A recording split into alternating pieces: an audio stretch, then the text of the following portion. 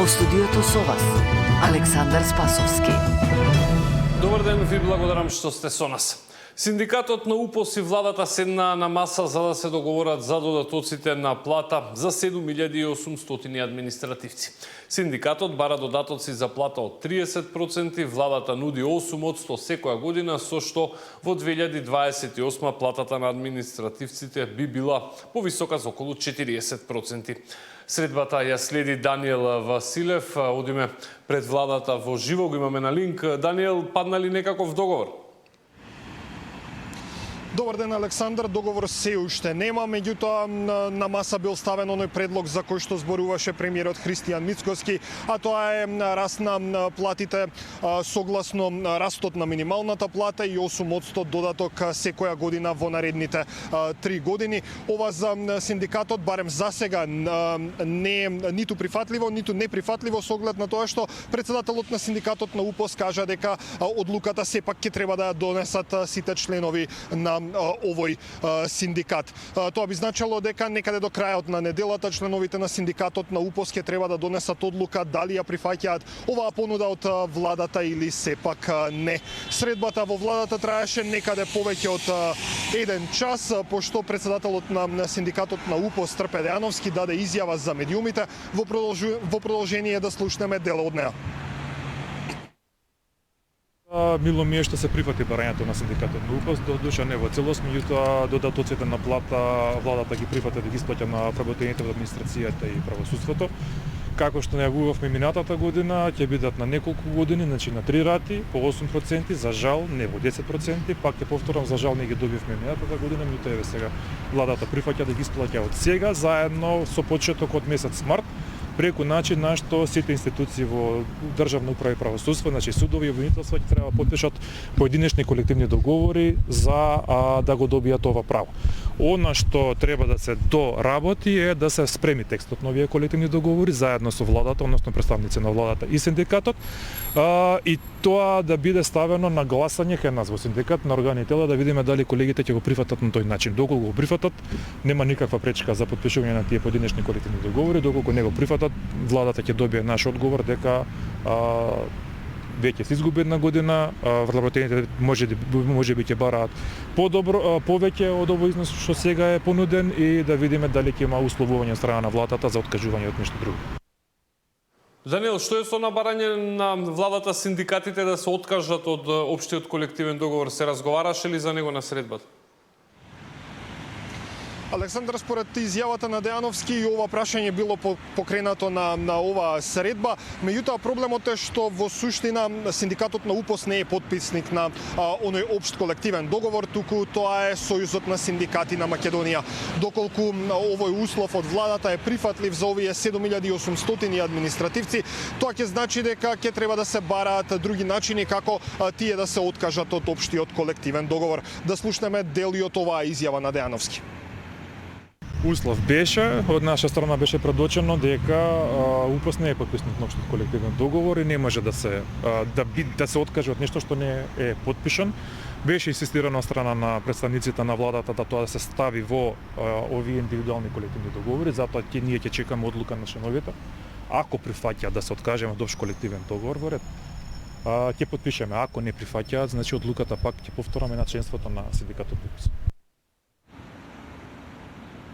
Александар, за крај само да кажам дека синдикатот на УПОС не е единствениот репрезентативен синдикат за административците. Денеска, иако имаше средба, имаа средба представниците на владата со овој синдикат. Според најавите некаде во попладневните часови, околу 17 часот, на средба во владата ќе бидат и представниците на Конфедерацијата на слободни синдикати. Предпоставувам дека и на оваа средба овој синдикат ќе ја добие истата понуда која што ја доби и синдикат на УПОС. Секако за ова повеќе информации и повеќе детали во следното информативно издание. Да, Даниел, ја следиме оваа тема. Беше тоа Даниел Василев, кој што известуваше за средбата на синдикатот и владата, а ние од пред владата се селиме во Идризово пред специјалната судница направена таму каде што денеска продолжува рочиштето во случајот за пожарот во дискотеката Пулс. Во живо имаме Тамара Дичовска. Тамара, како протече овој дел од денешното рочиште? Да, денеска со сведочења продолжува и судењето за пожарот во дискотеката Пулс. За сега сведочат двајца пожарникари кои што учествувале во гаснењето на пожарот таа вечер. Сведочеше командирот на противпожарната бригада во Кочани, кој што кажа дека повикот го добил некаде 10 минути пред 3 часот по полноќ и веднаш штом добил повик дека има пожар во дискотеката, ги повикал сите единици и се упатиле кон дискотеката Пулс со 9 возила. Кажа дека само што го паркирале возилото, всушност видела една девојка како лежи при самото излегување од возилото, веднаш почнале да ја реанимираат со вештачко дишење, со испумпување на градниот кош со цел да ја спасат, но дошло медицинско лице, им кажало дека девојката е веќе почината. Веднаш се упатиле да влезат во дискотеката и тој самиот сведочеше дека најголем дел од заглавените и живи и веќе починати, меѓутоа и повредени, биле во ходникот. Веднаш до ходникот се наоѓал и тоалетот и билетарата. Таму се наоѓале најголемиот дел од заглавените, испреплетени, имало и тела на веќе починати. Од тоалетот успеале да спасат тројца живи, меѓутоа и во билетарата наоѓале испреплетени тела, всушност таму биле и заглавените. Кога се упатиле внатре во дискотеката, всушност каде што се одржувала забавата и каде што бил огнот, со цел да го почнат да го гасат огнот, за да не се прошири кон ходникот, каде што биле заглавени најголемиот дел. Вели дека и тука пронашле веќе 3 тела кои што биле пеплосани, не можеле никако да ги спасат и почнале со гасење на пожарот. Пламенот бил локализиран некаде 4:30 по полноќ и откако го изгасале, кажале на јавниот обвинител дека видели претходно веќе таму починати тела со цел да ги изнесат од таму. Меѓутоа и командирот сведочеше дека видел и негов колега како од задната страна гаси пожар каде што била отворена друга врата, меѓутоа пред таа врата немало други лица, ниту починати, меѓутоа ниту живи што стоеле, така што вели дека не знае дали вратата била разбиена, не беше сигурен со цел да се изгасне пожарот. Во дискотеката видел дека има ознака за противпожарен апарат, меѓутоа иако сакале да го искористат да помогнат во гасењето, сепак тој немал вентил. Слична изјава, слично сведоштво даде и неговиот колега пожарникар кој што прв пристигнал со возилото заедно со уште еден колега на местото. Тогаш дискотеката имало само пламен, не било распламнат оној оган кој што сите видовме како изгледаше. И тој самиот каже дека најголемиот дел од децата заглавени биле во ходникот. Некои бидејќи биле во шок, во грч на раце ги изнесувале до паркингот каде што стоеле амбулантните екипи, меѓутоа тој каже дека најголемиот дел од нив пак биле заглавени во билетарата, испреплетени едни со други, меѓутоа веќе починати.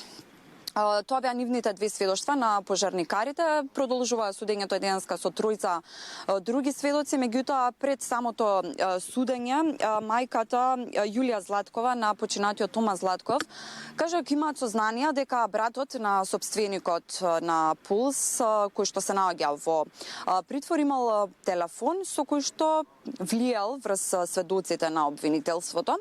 Ова доаѓа откако на минатото ручиште шанкерот на дискотеката, иако првично дал друга изјава во обвинителството, на минатото ручиште кажа дека имало и противпожарни апарати, меѓутоа и друг излез во дискотеката, на што обвинителството се бунеше бидејќи тоа не беше неговата првична изјава, исказ во обвинителството, па во продолжение да ја слушнеме Јулија Златкова. Имаме сознание дека лицето Ј, кој се наоѓа на одржување мерка притвор во затворот во Скопје, му дава на користење телефон на лицето Тодор Јованов, брат на монструмот, кој преку вибер комуникација врши притисок врз сведоците на обвинителството.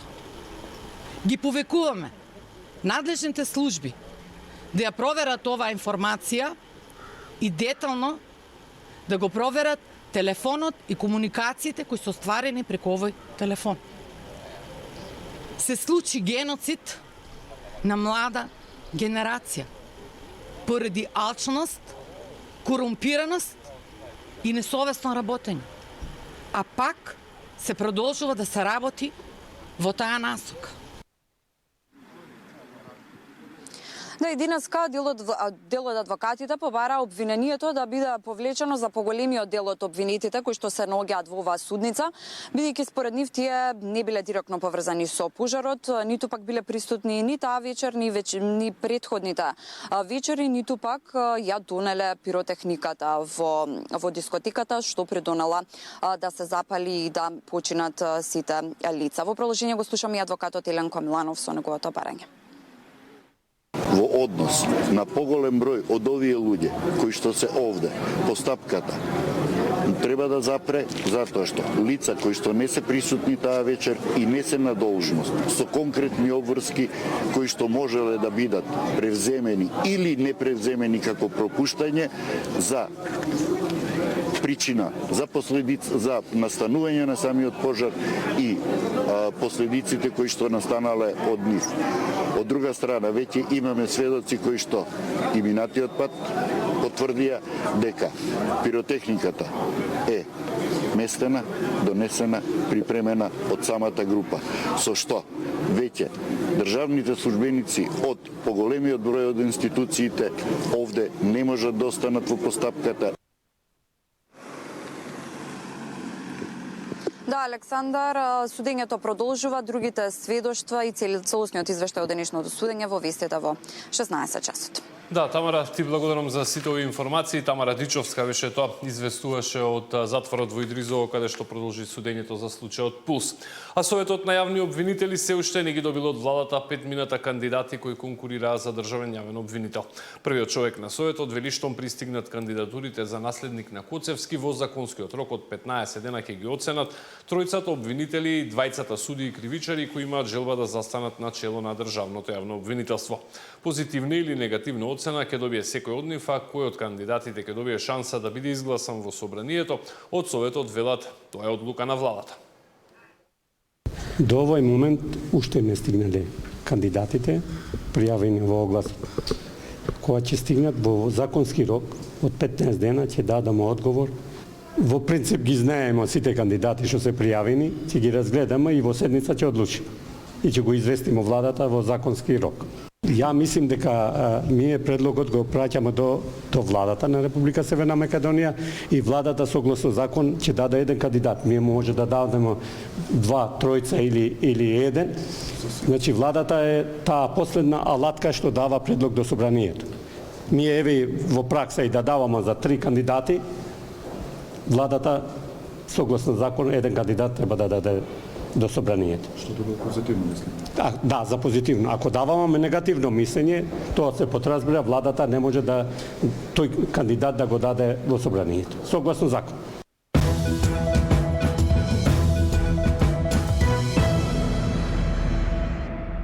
Опозицијскиот лидер Филипче денеска констатираше дека со намалување на трошењето владата може да обезбеди над 120 милиони евра кои според неговите пресметки би биле доволни за да се зголеми минималната плата. Неговата пресконференција току-што заврши и еве дел од тие пораки. Во само две категории, 46 и 42, може да се обезбедат помеѓу 130 и 200 или 205 милиони евра, сосема доволна сума на пари. Прво, да се зголемат платите на работниците до 600 евра и, одам чекор понатаму, да се излезе во пресред на барањето и потребата на приватните компании да се субвенционираат придонесите за разните осигурувања со цел да и приватните компании ги зголемат платите на работниците без да имаат дополнителен терет во плаќање на придонесите. Нека дадат предлог за ребаланс, веднаш ќе го поддржиме во собранието. Не може да се планира пари само за луксузирање, за патување, а да нема пари за основните потреби на работниците. Значи, ако се сака, ако си има вистинска желба, волја, ако си има идеја да се излезе у пресред на потребите вистински на граѓаните, во буџетот има средства да се најдат и еве како тоа сметам дека може да се направат. Луѓето што вчера протестираа против проектот Безбеден град, сликани за време на кампања заедно со поранешниот министер за внатрешни работи, поранешен премиер и сегашен пратеник на СДС Оливер Спасовски, Се вели во соопштението на владеачката ВМРО-ДПМН објавен утро. СДС уште еднаш од почнување на тест периодот на проектот Безбеден град беа против имплементација на истиот поради нивни причини кои не заслужуваат ниту коментар. Но она кое што е сомнително е како баш овие кои протестираат за да возат без возачки имаат слика во кампања на СДС и нивниот носител на изборната единица 2 Оливер Спасовски. СДС да одговори дали стои зад оние кои вчера бараа да возат без возачка дозвола и без регистрација на возилата. Дали ова е начинот на кој СДС ќе посегне да му наштети на проектот Безбеден град, праша од ВМРО-ДПМН. А предпладне во своја пресконференција имаше и скопскиот градоначалник Орце Ѓоргиевски, кој направи пресек на досега сработеното во изминатите 2 месеци мандат. Констатираше дека наследил исклучително тешка состојба, но како што вели, градот повторно е на носе. Ние не губевме време. Ние работевме и денес гордо и исправено можеме да кажеме Скопје полека, но сигурно застанува на нозе и оди напред. Одиме да му го вратиме достоинството на градот, да ја вратиме гордоста на скопјани, Скопје повторно да биде убав град. Почитувани, за само 2 месеци намаливме повеќе од 40 милиони евра обврски на градот и јавните предпријатија. И паралелно започнавме најмногу капитални проекти што овој град било кога во историјата ги видел. Кога ја презема функцијата, на буџетската сметка имавме само 56 милиони денари. А истиот ден, како што информирав и во минатото јавноста, не чека извршни решенија, односно првото извршно решение од 48 милиони денари.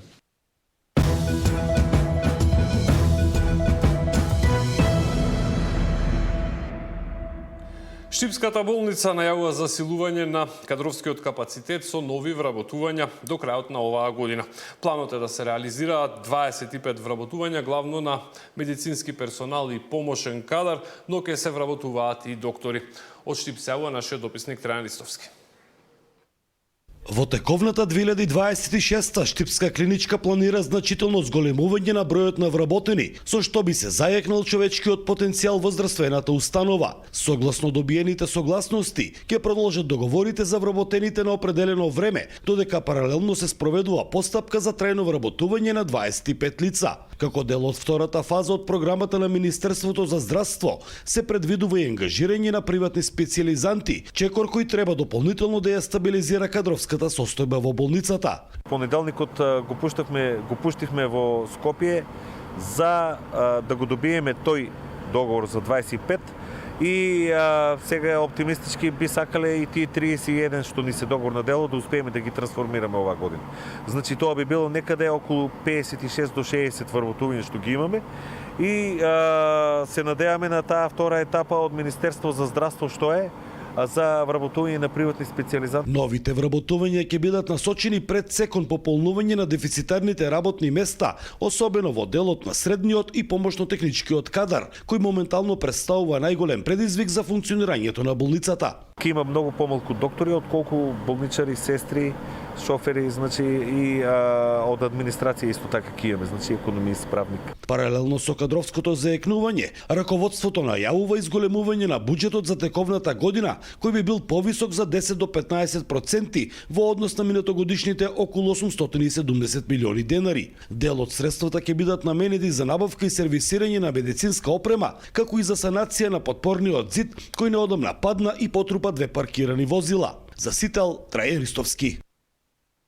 А убави вести ни доаѓаат и од Прилеп, каде ќе се реновира локалниот ученички дом. Планирани се околу 4,5 милиони денари и за околу 2 години овој дом, кој сместува близу 200 ученици и студенти, ќе биде целосно реновиран. Нашиот прилепски дописник Дарко Штарговски е на оваа тема. Со средства од над 4,6 милиони евра ќе се направи комплетна реконструкција на ученичкиот дом во Прилеп Орде Чопела. Овој дом е дел од проектот на владата Енергетски ефикасни домови во Македонија, каде што на овој принцип ќе бидат реновирани вкупно 9 студентски и ученички домови. Реконструкцијата ќе започне на 15 јули и ќе трае 18 месеци. Опремување на собите, целосна замена на водоводната, канализационата инсталација, како и отстранување на причините кои што доведуваат влага која што се појавува во објектот, комплетна замена на санитарната опрема, поставување на нова хидроизолација, керамички плочки и нови санитарни јазли. Целосна замена на електрична инсталација и монтирање на LED светилки. Целосна замена на системот за грејење, изработка на енергетски ефикасна фасада, промена целосна исто така на кровната конструкција на домот и поставување на фотоволтаични системи за производство на електрична енергија. Комплетно нови инсталации и нова опрема по ХАСАП стандарди ќе биде поставена и во кујната на домот. Исто така ќе се зголеми бројот на простории и содржини за рекреација на учениците и студентите кои што живеат тука. Значи со ова се надеваме дека домот ќе добие еден нов лик и ќе биде попримамлив за да имаме што повеќе ученици и студенти кои што своето образование го продолжуваат во нашиот град. Во моментов капацитетот на домот е 333 легла, а тука се сместени 166 ученици и 20 студенти. За Сител, Дарко Штарговски.